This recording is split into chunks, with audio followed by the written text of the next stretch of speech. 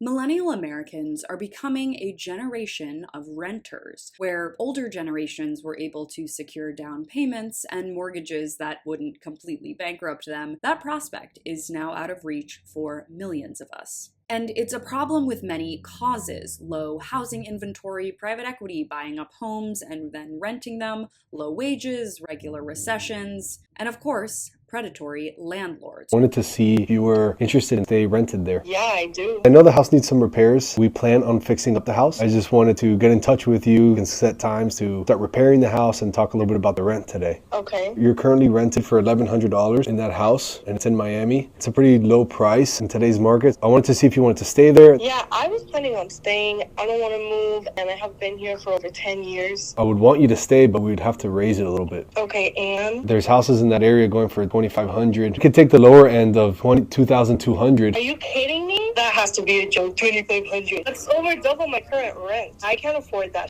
I have kids and I'm already working 2 jobs as it is. So this guy thought it would be a great idea to flex on his TikTok that he basically evicted a tenant of 10 years in his new shiny rental property. In addition to being just an awful human being for putting this tenant in this situation, it's also so gross that people like this are so hungry for clout on the internet that they think taping themselves and posting it online is going to make them look good. The most infuriating part of him raising the rent, though, is that he says that he, quote, knows the house needs some repairs, which means he's preemptively raising the rent because of the promise of those repairs. So even if this woman could afford to stay, which it's pretty clear she can't, she would be suffering through the noise of construction while paying 60% more than she had been. These people are nothing short of scumbags, leeches, preying on the most important commodity we have, our homes. Where we live, whether as a renter or a homeowner, drastically affects our entire life and well-being, with things like substance abuse, depression, and suicide rates directly linked to our ability to afford a stable home base. That's why abusive landlords like this, and this next one, have come to occupy a completely inappropriate influence on the lives of millions of Americans. Open up the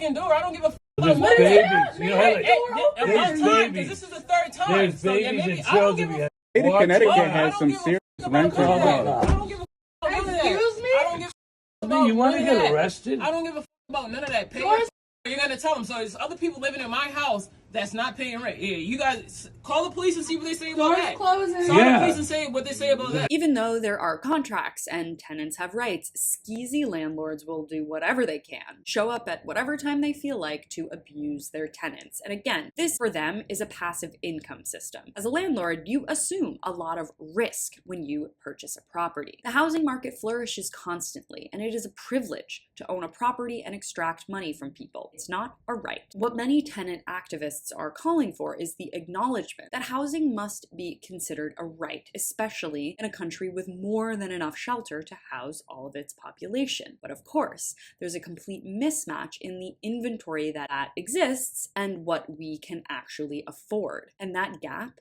which is exploited by landlords like these two, is one of the most shameful parts of our current American society. Thanks so much for watching. You can follow me on all platforms at Caro Johnson 917.